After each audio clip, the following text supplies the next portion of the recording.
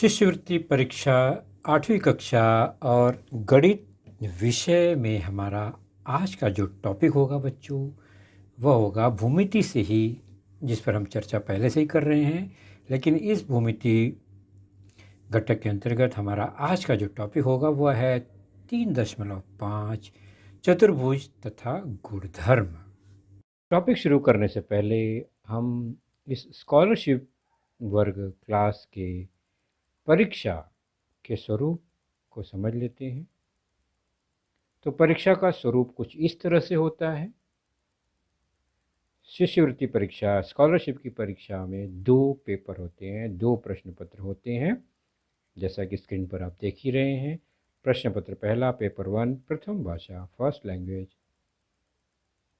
जो कि गणित के साथ जुड़ा होता है, अर्थात 2 भागों में प्रत्येक प्रश्न होता है। पहला पेपर भाषा और गणित विभाग मिलाकर होता है। दूसरा प्रश्न पत्र तृतीय भाषा, थर्ड लैंग्वेज और बुद्धिमत्ता, इंटेलिजेंस पर आधारित यह कुछ प्रश्न होते हैं इसमें। तो यह भी 2 भागों में बटा है, अर्थात 2 प्रश्न पत्र 4 भागों में बटे होते हैं। तो कुल मिलाकर 2 पेपर होते हैं। हमारा जो विषय है, ये वीडियो है, वह पहले पेपर में जो गणित विभाग है उस पर आधारित होता है। तो पहले पेपर में और दूसरे पेपर में इसी तरह प्रश्न संख्या होगी। 25 प्रश्न पहले विभाग में, जो कि लैंग्वेज, भाषा पर आधारित है, और दूसरा विभाग गणित या बुद्धिमत्ता होगा तो वह 50 प्रश्न होते हैं। उसमें कुल मिलाकर 75 प्रश्न होते हैं और प्रत्येक प्रश्न के लिए 2 अंक निर्धारित किए गए हैं। इसका मतलब हुआ कि 25 प्रश्न जो लैंग्वेज पर है, भाषा पर है, वह 50 अंकों का होगा, और जो दूसरा विभाग गणित अथवा बुद्धिमत्ता होगा तो उसमें 50 प्रश्न के लिए 100 अंक निर्धारित होंगे। कुल मिलाकर 75 प्रश्न, 75 क्वेश्चंस पर 150 अंक निर्धारित किए गए हैं, और दोनों प्रश्न पत्र को हल करने के लिए समय 90 मिनट का, 1.5 घंटे का मिलता है। अलग अलग 2 पेपर होते हैं। पहला पेपर पर हम चर्चा करेंगे। पहले पेपर में भी हम गणित विभाग पर ही चर्चा करेंगे। तो गणित विभाग में भी जैसा कि हमने देखा 50 प्रश्न 100 अंकों के लिए होते हैं। हर प्रश्न के उत्तर के लिए 4 पर्याय दिए गए होते हैं, और कक्षा 8वीं जो है, इस कक्षा में अधिकतम 20% प्रश्न ऐसे होंगे जिसके 2 हल होंगे, और प्रश्न में वह लिखा गया होगा कि 2 विकल्प चुनिए, 2 पर्याय चुनिए, तो हमें दोनों पर्याय चुनना होगा। 20% प्रश्न का मतलब हो गया कि 10 प्रश्न गणित में, 5 प्रश्न भाषा में हो सकते हैं। तो सही पर्याय चुनते समय दोनों पर्याय को चुनना बहुत आवश्यक है। एक पर्याय चुनने पर वह उत्तर गलत माना जाएगा। कैसे चुनना है? उत्तर पत्रिका कुछ इस तरह से होती है। प्रश्न क्रमांक लिखे गए होंगे 1 से 75 तक। उसके सामने 4 ऑप्शन होते हैं। उनमें से हमें जो पर्याय सही होगा उसी को चुनना है, उसी को भरना है। मान लीजिए पहले प्रश्न का पहला और तीसरा पर्याय सही है, तो पहले और तीसरे को हम ब्लू अथवा ब्लैक पेन से उसको डार्क कर देंगे। उस वृत्त के, सर्कल के बाहर इंक न जाने पाए, ध्यान रखेंगे। उसी प्रकार चौथा सही है अगर दूसरे पर उत्तर का, दूसरे प्रश्न का, तो चौथा को ही चुनेंगे, एक ही चुनेंगे। 5वें में अगर 2 पर्याय सही है तो दोनों चुनना है, दूसरा और चौथा अगर सही है तो। और यदि दूसरा तीसरा सही है 8वें प्रश्न में, तो हम दूसरे और तीसरे को ही चुनेंगे। अन्य पर्याय पर किसी भी प्रकार का इंक या स्याही नहीं लगाएंगे। तो ब्लू और ब्लैक, यही 2 ही इंक को चुनना है, 2 ही पेन से लिखना है हमें। एक बार में एक ही पेन का उपयोग करें पूरे पेपर में। ऐसा नहीं कि कुछ प्रश्न ब्लू से, कुछ प्रश्न ब्लैक से, ऐसे हल नहीं करने हैं। अन्य किसी भी प्रकार का रंग अगर है, लाल, हरा, नीला, पीला इत्यादि, तो उस पर कोई अंक नहीं मिलेगा क्योंकि वो चेक ही नहीं होगा। लेकिन इस भूमिति घटक के अंतर्गत हमारा आज का जो टॉपिक होगा वह है 3.5 चतुर्भुज तथा गुणधर्म,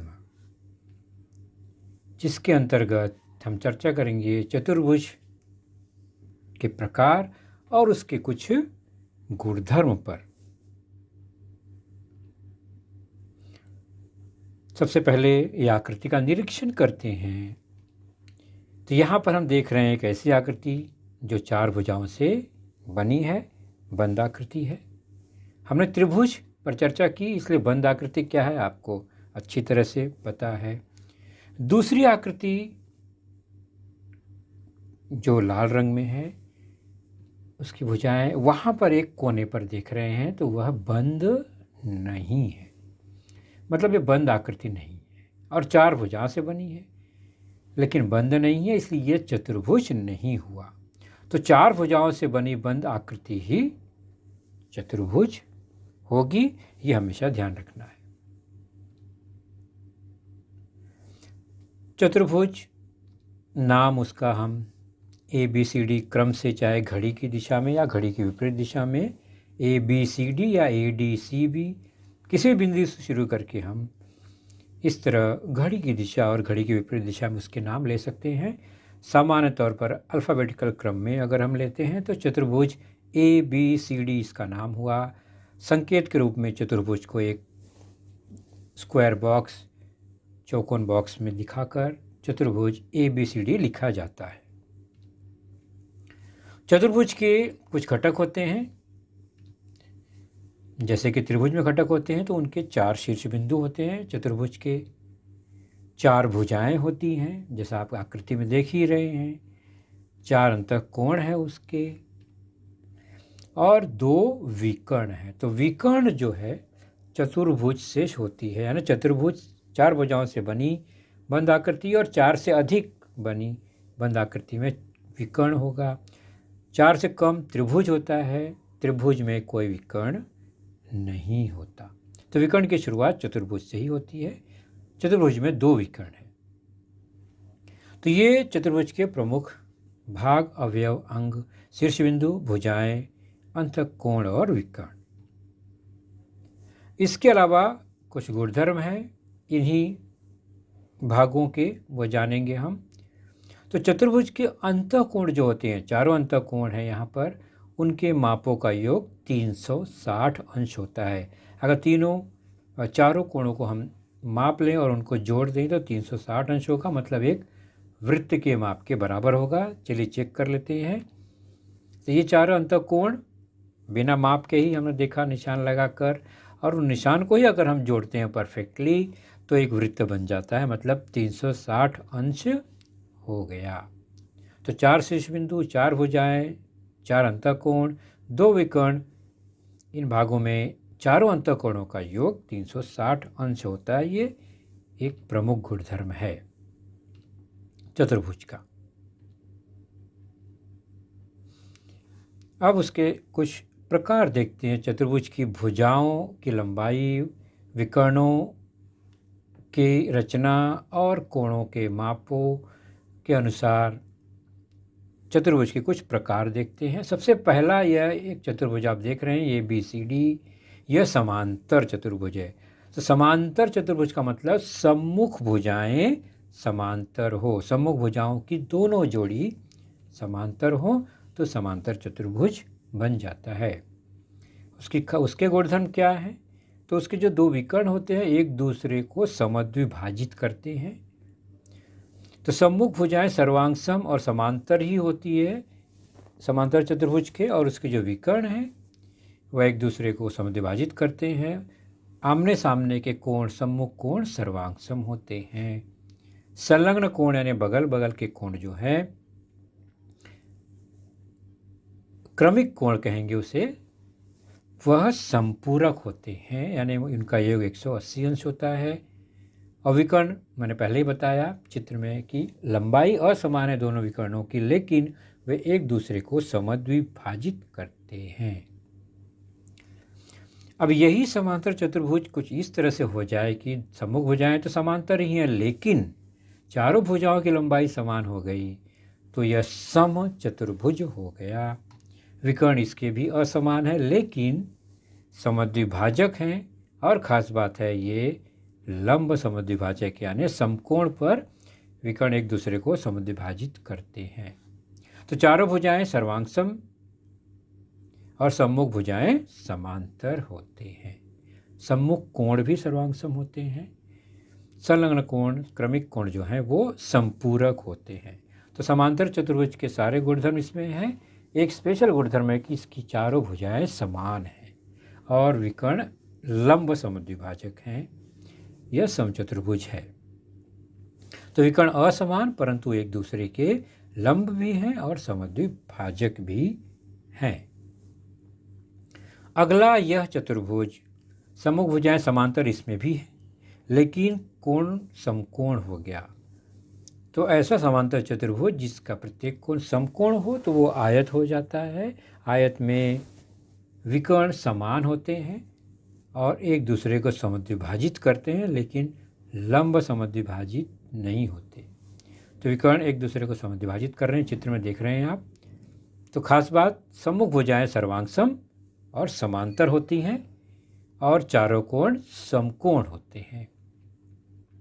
विकर्ण समान है। यहाँ पर समांतर चतुर्भुज और सम चतुर्भुज में विकर्ण समान नहीं थे। तो विकर्ण समान है और समद्विभाजक हैं एक दूसरे के।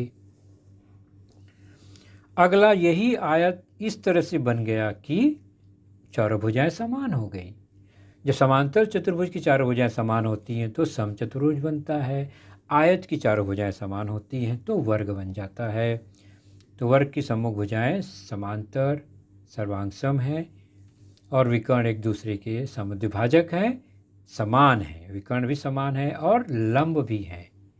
तो विकर्ण समद्विभाजक हैं।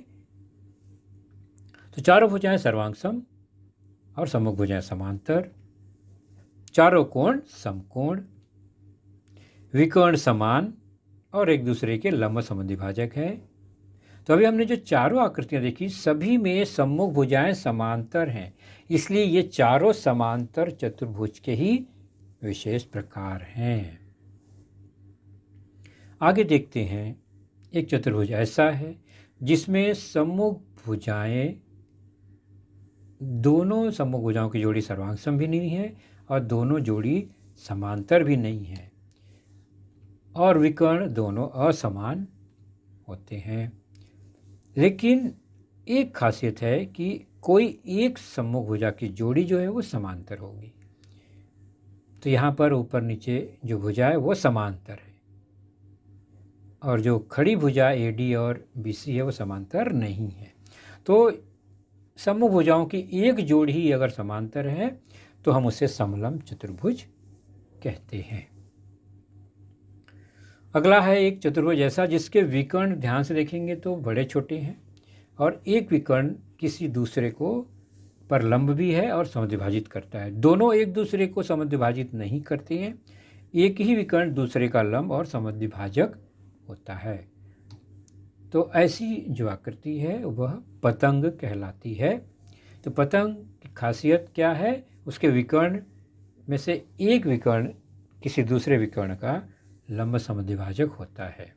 तो यहाँ पर विकर्ण BD जो है वह AC का लंब समद्विभाजक है।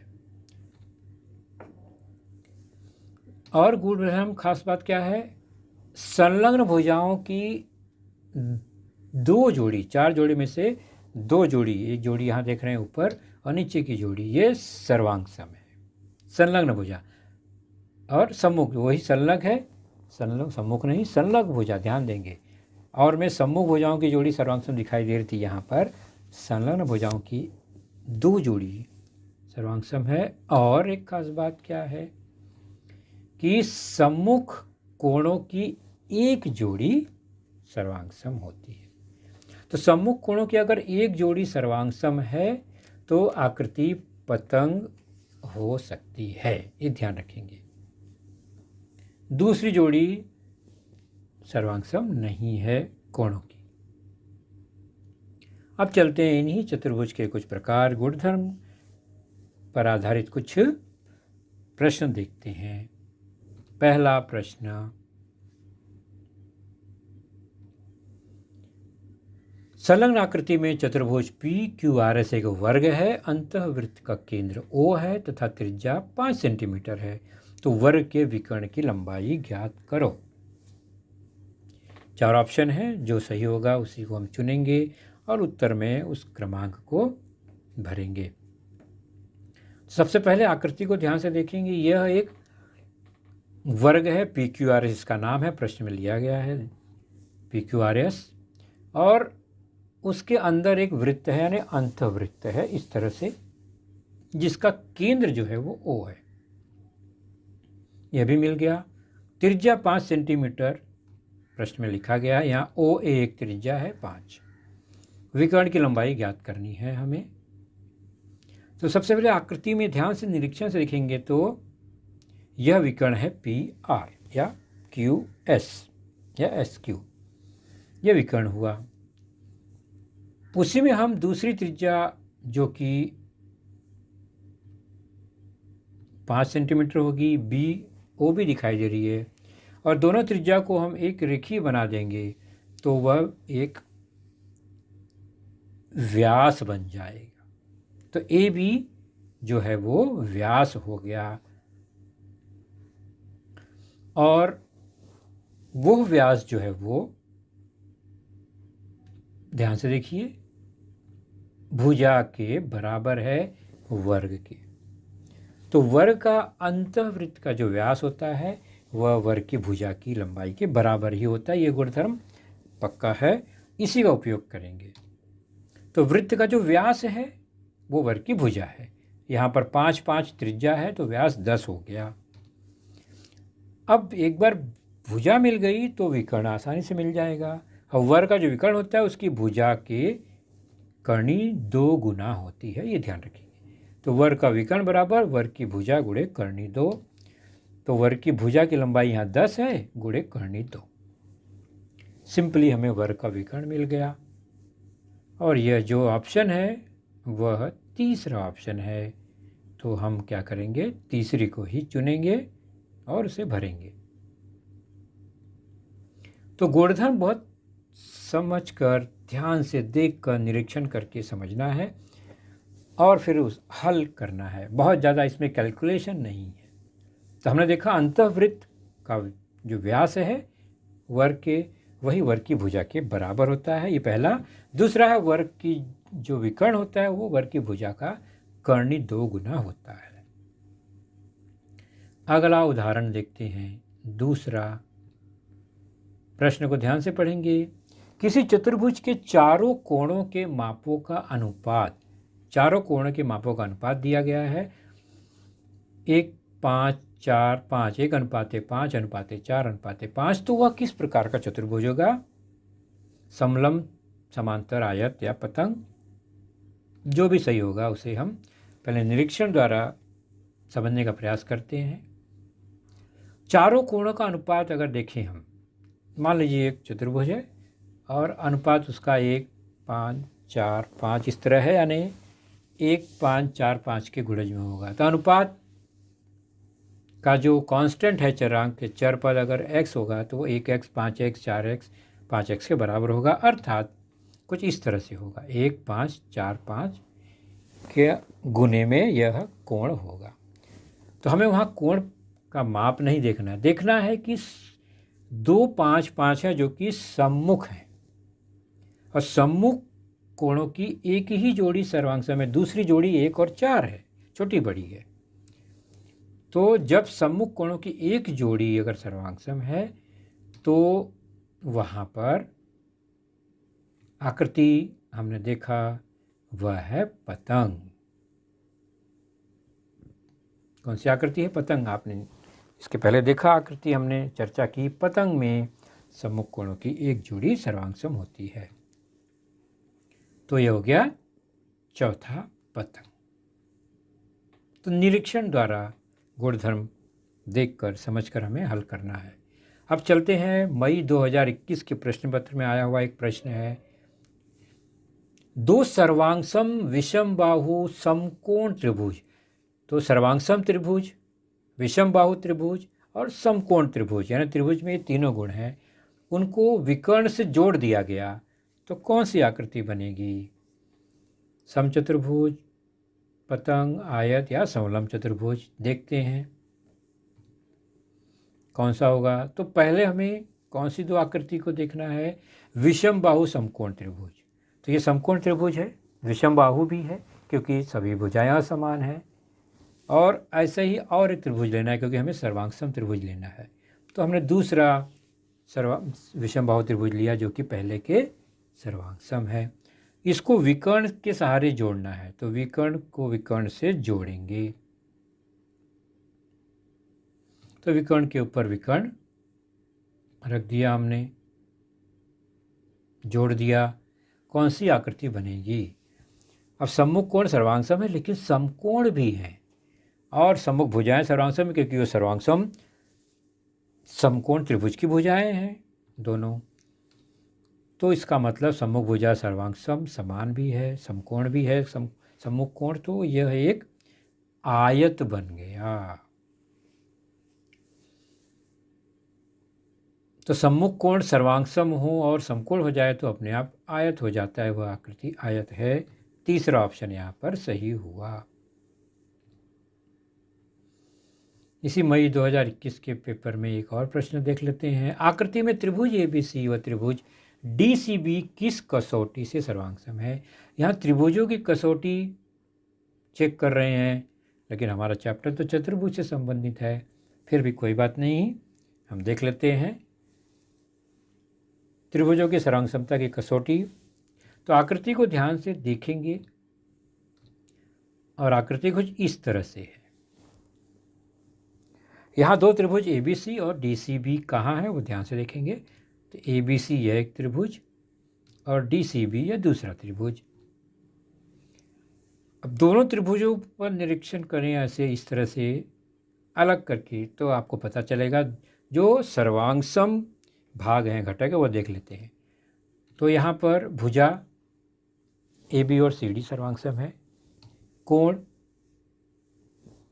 B और C सर्वांगसम है, और तीसरी सर्वांगसम घटक है वह है भुजा BC और BC जो कि दोनों में है, उभयनिष्ठ है। तो ये सर्वांगसम घटक हुए। तो यहाँ पर भू, बीच में को और फिर भू, तो भू को भू कसौटी लग गई। निरीक्षण ही यहाँ पर बहुत ज़रूरी है। तो तीसरा ऑप्शन हमारा सही हुआ। मई 2021 का एक पेपर का प्रश्न लिखा है कि गलत कथन चुनना है। इसमें जो भी 4 कथन है उनमें से हमें गलत कथन को चुनना है ABCD में से, और 2 कथन गलत है उसी को चुनना है। तो प्रश्न को ध्यान से पढ़ना है। पहले तो चुनना गलत कथन है, और कितने गलत कथन चुनने हैं? 2 सही पर्याय चुनो का मतलब हुआ सही कथन नहीं चुनना है, हमें गलत कथन के 2 सही पर्याय चुनने हैं। तो बारी बारी से निरीक्षण करें ABCD का। चारों कथन में पहले में किरण, दूसरे में रेखा, तीसरे में वृत्त की जीवा और चौथे में कोई रेखाखंड के बारे में जानकारी दी गई है। तो सबसे पहले किरण A में, यह किरण है, इसका एक मध्य बिंदु होता है, कथन लिखा गया है। किरण की लंबाई असीमित है। उसी प्रकार रेखा, इसकी लंबाई भी असीमित है। ये दोनों जो आकृति है किरण और रेखा, लंबाई असीमित है, और असीमित लंबाई वाले किसी भी रेखा किरण का कोई एक मध्य बिंदु निश्चित नहीं होता। तो किरण का एक मध्य बिंदु होता है, यह गलत है। रेखा का भी मध्य बिंदु नहीं हो सकता क्योंकि वह भी लंबाई असीमित है। उसके बाद C है वृत्त की जीवा। जीवा एक रेखाखंड है, सीमित लंबाई है, जबकि चौथे में तो रेखाखंड पर ही लंब समद्विभाजक खींचा गया है। तो दोनों असीमित आकृति है, और असीमित रेखाखंड जो भी होती है उसका एक मध्य बिंदु अवश्य होता है। तो जीवा या रेखाखंड का मध्य बिंदु होगा, जबकि किरण और रेखा का मध्य बिंदु नहीं होता। तो कथन A और B किरण और रेखा से संबंधित जो कथन है वह गलत कथन है, ए और बी। तो पहला और दूसरा उत्तर हम चुनेंगे। तो 2 सही पर्याय हमने चुन लिया। अगला है 44 सेंटीमीटर परिमिति वाले वर्ग का क्षेत्रफल 44 सेंटीमीटर वाले परिधि के वृत्त के क्षेत्रफल से कितना कम होगा। तो एक वर्ग है, उसकी परिमिति दी गई है, एक वृत्त है, उसकी परिधि दी गई है। तो प्रश्न कुल गलत छपा है। मई 2021 या किसी अन्य वर्ष का यह प्रश्न हो सकता है, कोई भी प्रश्न हो, किसी भी साल का हो। हमें प्रश्न से मतलब है। 4 ऑप्शन दिए गए हैं, कौन सा सही है वो हमें पता लगाना है। प्रश्न क्या है, वर्ग की परिमिति दी गई है, वृत्त की परिधि दी गई है, पूछा गया है दोनों आकृति के क्षेत्रफल का अंतर कितना होगा। जो आकृति बड़ी है, जो आकृति छोटी है, तो कितनी छोटी है, कितना कम होगा, ऐसा लिखा गया है। प्रश्न में लिखा गया वृत्त के क्षेत्रफल से कितना कम होगा, मतलब वृत्त का क्षेत्रफल ज़्यादा ही होगा। तो सबसे पहले समझते हैं, ये एक वर्ग है जिसकी भुजा ए है और उसी परिधि के बराबर एक वृत्त है, त्रिज्या आर। वर्ग की परिमिति 44 दी गई है, वृत्त की परिधि 44, दोनों 44 ही है। तो अब क्या करना है, वर्ग की भुजा और वृत्त की त्रिज्या निकालकर क्षेत्रफल निकाल लेंगे फटाफट। तो हमें आकृति से ज़्यादा सूत्र पर ध्यान देना है। वर्ग की परिमिति 44 जो कि चारों भुजाओं की लंबाई के बराबर है। तो एक भुजा की लंबाई 11, तो वर्ग का क्षेत्रफल भुजा का वर्ग अर्थात 11 गुणे 11 121। आसानी से मिल गया तुरंत। तो वर्ग का क्षेत्रफल हुआ 121 जिसकी परिमिति 44 है। चलते हैं वृत्त की ओर। तो 121 वर्ग सेंटीमीटर। वृत्त की परिधि सूत्र है 2 पाई आर बराबर 44। आर बराबर 44 बटे 2 पाई, दूसरी ओर चला गया, पक्षांतर सरल करेंगे तो 44 बटे 2 पाई 22 बटे 7 उल्टा हो जाएगा, तो 7 बटे 22 हो गया। सरल करेंगे तो 22 से 44 2 बार, 2 से 2 कर बचा 7। तो त्रिज्या मिल गई 7। त्रिज्या 7 होने पर वृत्त का क्षेत्रफल निकाल लेंगे। तो r बराबर 7 हो तो वृत्त का क्षेत्रफल क्या होगा। तो पाई आर स्क्वायर, पाई का मान 22 बटे 7, r का वर्ग 7 गुणे 7, 7 से 7 कट गया, 22 गुणे 7 हो गया 154 वर्ग सेंटीमीटर। दोनों क्षेत्रफल सामने सामने हैं, वर्ग का भी वृत्त का भी। वृत्त का क्षेत्रफल ज़्यादा है, वर्ग का क्षेत्रफल कम है। कितना कम है, तो बहुत आसान तरीका है, घटा देंगे, अंतर ले लेंगे तो आ जाएगा 33 वर्ग सेंटीमीटर। तो 33 वर्ग सेंटीमीटर यह क्या है, वर्ग का क्षेत्रफल कम है वृत्त के क्षेत्रफल से, जो कि पहले ऑप्शन में यह दिखाई दे रहा है। तो पहला ही हमने चुन लिया। तो यह कुछ चतुर्भुज से संबंधित हमने उदाहरण देखे। तीसरा जो हमारा घटक है भूमिति का, उसी को अगले वीडियो में जारी रखेंगे। 3.6 पाइथागोरस का प्रमेय, इस प्रमेय पर आधारित हमारे कुछ प्रश्नों को देखेंगे।